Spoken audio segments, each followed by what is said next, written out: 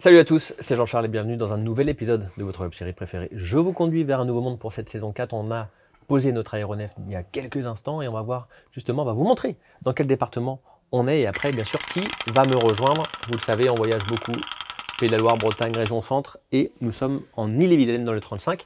Je vous conduis vers un nouveau monde, c'est maintenant, c'est parti.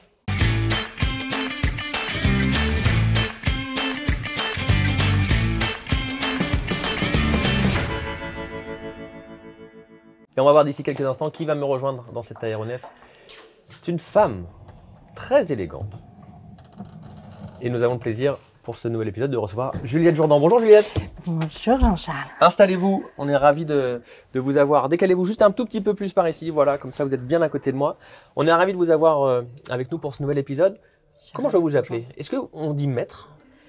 Oui, on est officier ministériel, donc théoriquement on se fait appeler maître. Alors je vous avoue qu'en 2024, ça peut paraître un peu désuet, mais voilà, le titre officiel c'est celui-là. Ouais. On va voir avec vous, Juliette, le métier de commissaire-priseur, puisque c'est un métier quand même, on en entend parler, mais je pense que très peu de gens connaissent comment vous fonctionnez. On est ici à Rennes, je le disais à mon lancement, chez West Enchères Publiques. Il y a un site à Nantes également. Ça regroupe une quinzaine de collaborateurs et vous êtes 4 commissaires-priseurs. Est-ce que j'ai bon? On est 27 collaborateurs. Tant mieux. Ouais. Tant mieux, vaut mieux que ça soit dans ce schéma-là qu'à l'inverse. Et d'ailleurs, 4 commissaires-priseurs et le reste du coup des collaborateurs, ils font quoi? Alors, les collaborateurs, il y a différents corps de métier dans notre équipe parce que de l'inventaire, c'est-à-dire de l'expertise de l'objet jusqu'au dernier coup de marteau et voire même jusqu'au règlement du vendeur, il y a évidemment tout un process. Il y a des experts, donc ça c'est plutôt nous. On a aussi des clercs qui décrivent et qui valorisent les objets. On a des préparateurs qui les mettent en valeur, qui les prennent en photo. On a des photographes pour les objets qui le méritent. On a ensuite des comptables, ça évidemment. Et, alors, sans oublier les personnes qui sont à l'accueil, qui vont en permanence évidemment renseigner nos clients, les recevoir, les guider, les accompagner. On a des chargés d'encaissement, on a des logisticiens. Et puis après, on a toute une sorte pas mal de prestataires qui travaillent avec nous, évidemment, les transporteurs, des gens qui peuvent nous aider à faire de la frappe. Enfin, on a pas mal de freelance aussi qui travaillent avec nous, qui ne sont pas dans l'équipe, mais qui contribuent aussi à ce processus. Qui sont les clients? Qui fait appel à West Enchères Publiques? Alors, ce sont soit des particuliers, soit des professionnels. Nous, on a vraiment choisi la polyvalence. Ça a été notre fer de lance depuis une vingtaine d'années. C'est-à-dire qu'on a en même temps une clientèle de professionnels qui peuvent être des antiquaires, comme ça peut être des gens qui vendent des véhicules, des gens des entrepreneurs qui déstockent, qui veulent nous confier du matériel réformé. Et puis, il y a des particuliers. Comme tout à chacun, c'est là où vous avez la bague de votre grand-mère, la commode de votre oncle, une collection de tableaux, qui vous est confiée et que vous avez envie de vous séparer. Alors vous venez faire expertiser puis éventuellement confier à la vente ces objets. Et cette polyvalence aujourd'hui, elle est une répartition équitable? C'est 50% de particuliers, 50% de professionnels ou pas tout à fait? Je dirais que non, je dirais que c'est 60% de professionnels pour 40% de particuliers à peu près. Ok. Sur les 2 sites, que ça soit... Sur les 2 sites, oui, sur les 2 sites. Alors, on a un peu plus concentré, par exemple, le mobilier objet d'art à Rennes, parce qu'on a un espace qui s'y prête mieux, parce que Pierre-Guillaume Klein, qui est l'un des associés, a aussi souhaité mettre en valeur, développer ses spécialités classiques. Nous, à Nantes, on a énormément développé les spécialités en objet d'art, mais plus spécifiques, donc ça soit la mode, le bijou, maintenant ce qu'on appelle la pop culture avec le rétro gaming, voilà, tout ce genre de choses. C'est-à-dire que la collection, en fait, c'est presque inhérent à l'homme. En revanche, évidemment, les époques voient des collections différentes, un peu moins de collectionneurs de timbres et un peu plus de collectionneurs de cartes Pokémon. Comment on arrive à devenir commissaire-priseur? Est-ce que c'est ce que vous vouliez faire depuis toute petite? Alors non, c'est souvent ce que je dis, notamment aux jeunes, pour les rassurer sur le fait qu'on peut faire un métier de passion aujourd'hui, parce que aujourd'hui, moi j'adore mon métier, je vois pas ce que je ferais d'autre tellement j'aime ce métier, mais à 20 ans, je savais pas ce que je voulais faire. Quand j'ai commencé à faire du droit, j'avais plutôt envie, peut-être, enfin, je connaissais la Avocat, profession d'avocat, voilà, voilà. parce que tout le monde connaît Ouais. les avocats. Alors évidemment, défendre la veuve et l'orphelin, c'était plutôt mon truc. Et puis petit à petit, évidemment, j'ai un peu plus connu les filières du droit, et c'est comme ça que j'ai entendu parler de la profession de commissaire-priseur, mais c'est surtout en entrant à Drouot, je devais avoir, oui, c'est ça, 21 ans, 22 ans. C'est une salle à Paris. C'est une salle à Paris Une salle qui est très commune à connue, tous les commissaires-priseurs. ouais. Les Parisiens fonctionnent comme ça. Et ce jour-là, j'ai été absolument subjuguée par l'ambiance, par la diversité des objets, par ces gens qui rentraient, qui sortaient, qui étaient d'origine tellement différente, des gens très élégants, des gens qui ressemblaient à rien, et puis l'énergie qui se dégageait de cet endroit. On voyait des gens sortir avec des tableaux sous le bras, une sculpture, on entendait des coups de marteau, on entendait des crieurs reprendre des enchères de commissaires-priseurs. Enfin, c'était extraordinaire, ce bouillon de culture. Alors il y a quand même malgré tout quelque chose de similaire au métier d'avocat, j'ai envie de dire, c'est un peu la théâtralisation lorsqu'on assiste à une vente. Il y a ce côté voilà, très théâtral, il faut que ça aille très très vite. Ouais. C'est moins d'une minute ou une minute le temps moyen d'une vente. Oui, il faut garder un rythme. C'est-à-dire qu'il faut, et c'est notre métier, hein, il faut essayer de mettre la pression sur un acheteur. C'est-à-dire qu'il faut lui donner le sentiment que c'est maintenant et c'est pas plus tard. Et donc, et c'est pour ça d'ailleurs que les enchères continuent à être un mode, pourtant c'est un métier un peu ancien et c'est un mode de vente qui est très ancien, mais finalement ça reste encore extrêmement efficace parce que c'est l'idée d'organiser un événement d'abord, donc de réunir des objets, et puis à l'instant T de créer ce marché, c'est-à-dire de confronter les acheteurs à un instant T dans un temps donné. C'est un jeu de pression, hein, évidemment, qu'on leur impose, alors avec le sourire et avec de l'humour, mais évidemment, il y a un jeu de théâtre. Il y a un rapport de force aussi parfois. Comment ça se passe d'ailleurs pour la rémunération? Est-ce que c'est secret, la rémunération des commissaires-priseurs? Non, c'est réglementé? Elle n'est pas du tout secrète. Alors, notre métier, il a été, donc il est issu, je vous l'ai dit tout à l'heure, d'un métier d'officier ministériel. Donc jusqu'en 2000, on était sur toute notre activité officier ministériel. Donc le tarif était pour le coup réglementé. Et aujourd'hui, il est réglementé pour une partie du métier, pour les ventes qu'on dit judiciaires, c'est-à-dire toutes les ventes qui sont issues de décisions de justice ou qui sont prescrites par la loi. Par exemple, d'un magasin. Par exemple, une liquidation, effectivement. C'est une vente sur décision de justice, sur une ordonnance du tribunal de commerce, généralement. Mais en revanche, sur la partie qu'on dit volontaire du métier, c'est-à-dire que le particulier qui vient nous déposer un objet, alors là, les frais sont libres. Donc, on va, nous, en fonction de la difficulté de la mise en valeur du produit, parce que notre raison d'être, nous, c'est de valoriser, de mettre en valeur, de rendre désirable un objet qui a déjà servi. Ouais. Et donc, en fonction de cette façon de le rendre désirable, ça génère plus ou moins de travail. Et donc, en fonction de ça, on détermine nos frais à l'égard de notre vendeur et à l'égard de nos acheteurs.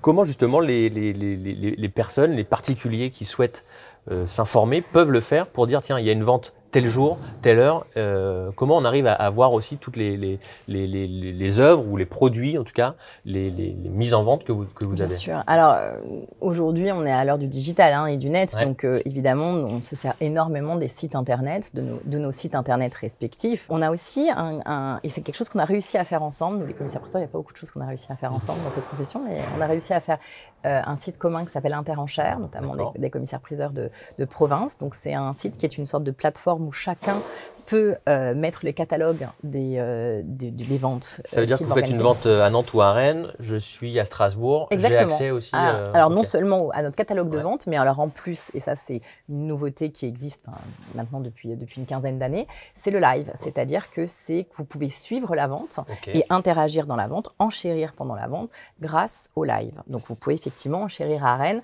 en étant à Strasbourg. Est-ce que du coup cette digitalisation de votre métier, ça a changé quoi? Parce que les gens qui sont en physique présents dans la salle des ventes, ils savent combien il y a de personnes qui sont aussi connectées?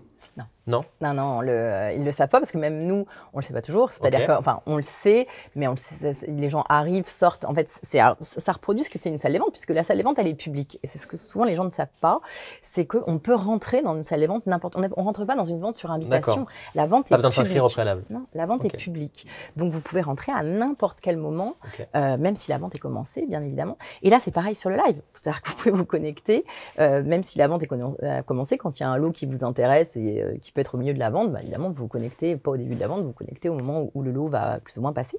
Donc nous, on sait qu'il peut y avoir 300, 600, 700, 2000 personnes connectées à un instant T. Et puis, à la fin de la vente, il peut y avoir que 50 personnes connectées.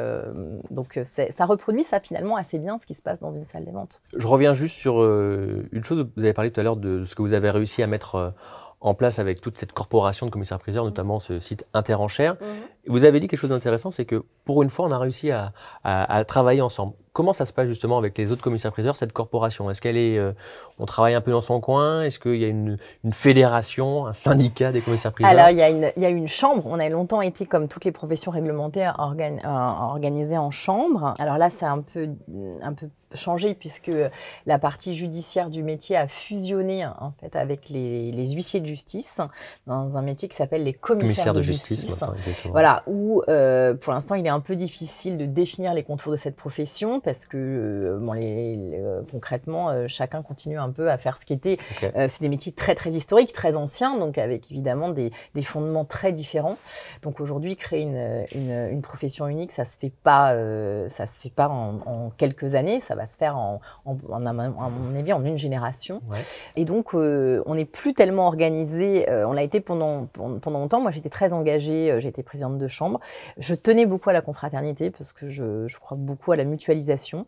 Donc on a fait beaucoup de choses. Quand j'étais avec ce bureau, on a pu équiper des différents hôtels des ventes parce que moi c'était l'une des dernières traces que je voulais laisser, c'était que chacun puisse, quelle que soit la taille de son étude, s'équiper en digital, parce que les études n'ont pas toutes les mêmes moyens et aujourd'hui évidemment le passage au digital c'était non discutable, sauf que il fallait que tout le monde puisse avoir la même qualité de vidéo, la même qualité d'équipement. C'était pas si simple, donc on a utilisé des fonds de la chambre pour pouvoir pour aider les commissaires-priseurs à s'équiper, notamment après le Covid, puisque on savait que le Covid a permis, ça a été un moment où les gens ont redécouvert les commissaires-priseurs parce qu'ils étaient confinés et évidemment ils étaient assez contents de voir les ventes de chez eux, etc.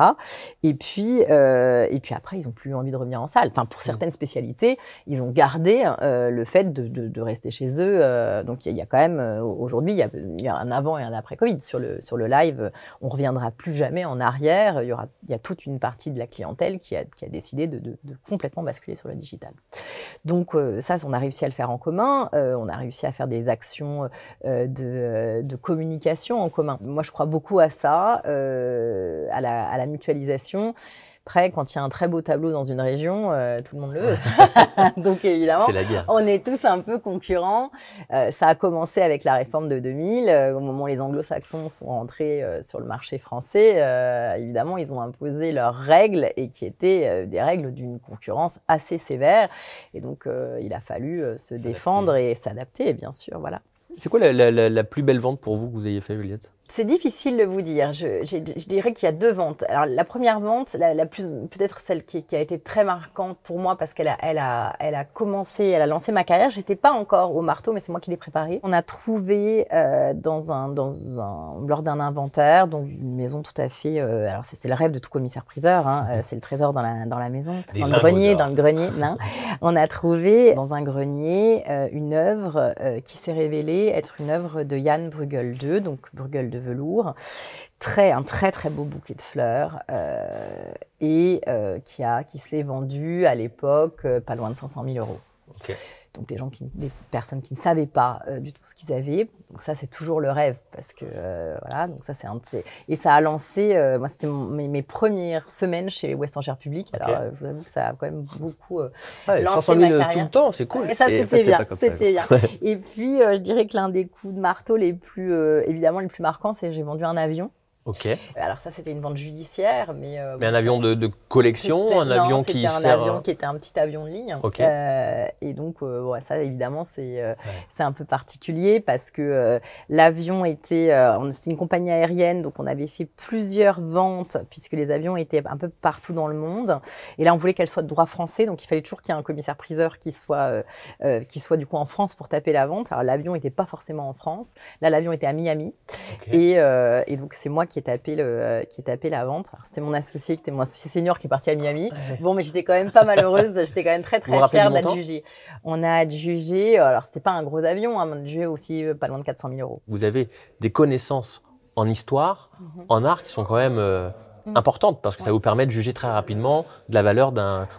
C'est la formation qui veut ça ou c'est l'intérêt personnel? Alors, c'est tout. C'est-à-dire qu'effectivement, je pense qu'il ne faut pas faire ce métier si on n'aime pas l'histoire de l'art. Les études d'histoire de l'art nous donnent cette culture et puis la préparation de l'examen d'entrée, qui est une sorte de concours d'entrée qui est quand même assez difficile.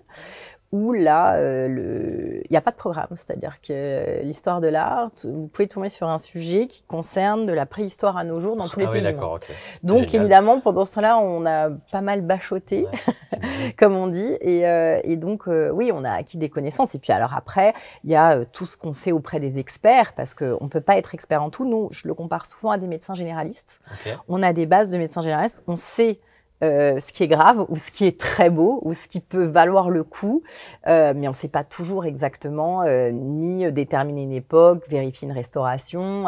Et donc, après, on va voir un spécialiste. Voilà, du coup, tout ça, pour… exactement. Okay. On se fait accompagner d'un spécialiste, d'un expert, et c'est auprès d'eux qu'on apprend et qu'on continue à se forger une culture. Vous avez dit 2 fois, je suis au marteau. Le marteau, c'est l'outil indispensable du commissaire-priseur. Vous en avez un qui est juste à côté de vous, Juliette. C'est le vôtre, un des 3. Vous m'avez dit que vous en aviez 3. Oui, j'en ai plusieurs, parce que ça m'évite de les oublier quand, par exemple, je fais une vente à l'extérieur et parce que je suis parfois un peu tête en l'air. Ça ne vous quitte jamais? Non, ça ne me quitte jamais. Alors, en fait, il y a rien d'obligatoire. Je ne voudrais pas détruire une légende, mais on n'est pas… Il y a des commissaires-priseurs qui vendent 100 marteaux. D'accord. Moi, ce serait c'est pas obligé de taper sur… Non, okay. Ce serait impossible. Alors, le adjugé vendu suffit? Voilà, alors le adjugé, on dit adjugé, oui, effectivement, on doit dire soit j'adjuge, soit adjugé, c'est-à-dire que c'est une façon de dire que le lot est vendu et que surtout l'enchère s'arrête. Mais bon, certains commissaires-priseurs, par exemple, dans le domaine du véhicule, vendent plus avec un marteau. Moi, c'est indispensable pour moi, quelle que soit la spécialité. C'est-à-dire que j'en ai toujours eu besoin. Ça marque ma vente. Alors moi, en plus, je tape assez fort. Les collaborateurs ont parfois mal à la tête à la sortie de la vente. J'ai cassé quelques marteaux d'ailleurs. Okay. Et c'est pour moi très, très important, effectivement, de peut-être marquer avec une forme de garde, oui, je sais pas si c'est une autorité, en tout cas de marquer un rythme et d'avoir ce son que je trouve beau en plus, qui est fort dans la vente. Et moi, ça ponctue ma vente. C'est quoi l'avenir de votre profession ? L'avenir de notre profession, je crois que c'est de garder cette raison d'être dans un monde de surconsommation. On jette beaucoup, on produit peut-être un petit peu trop de surproduction. Je crois que c'est de redonner une deuxième vie ou une troisième vie à des objets. Une vraie démarche RSE pour le coup. Oui, mais j'y crois vraiment. C'est-à-dire non, je voudrais vraiment accompagner nos clients et la société là-dedans. Moi, j'ai toujours, c'est toujours quelque chose que j'ai prôné. Je m'habille avec des objets, des vêtements, vintage depuis que je suis étudiante commissaire-priseur. J'ai toujours adoré ça. Donc, ça a vraiment beaucoup de sens. Et donc, alors après, dans les objets de décoration, évidemment, mais même maintenant, dans les matériels électroménagers, dans les véhicules, pourquoi pas. Voilà, j'aime l'idée de restaurer, de redonner une deuxième vie, de ne pas tout jeter. Et qu'est-ce qu'on peut vous souhaiter à vous, Juliette ? Beaucoup de découvertes et encore beaucoup de passion. On le sent en tout cas dans votre discours. Merci beaucoup. C'était un plaisir de vous avoir avec nous pour cet épisode de Je vous conduis. On va se retrouver nous très prochainement pour un nouvel épisode de votre web-série préférée, vous le savez. Je vous conduis. D'ici là, prenez soin de vous, portez-vous bien, soyez curieux et allez sur le site de West Enchères Publiques. Il y a plein de choses qui peuvent vous intéresser. À bientôt. Je vous conduis vous a été présenté par le CIC West.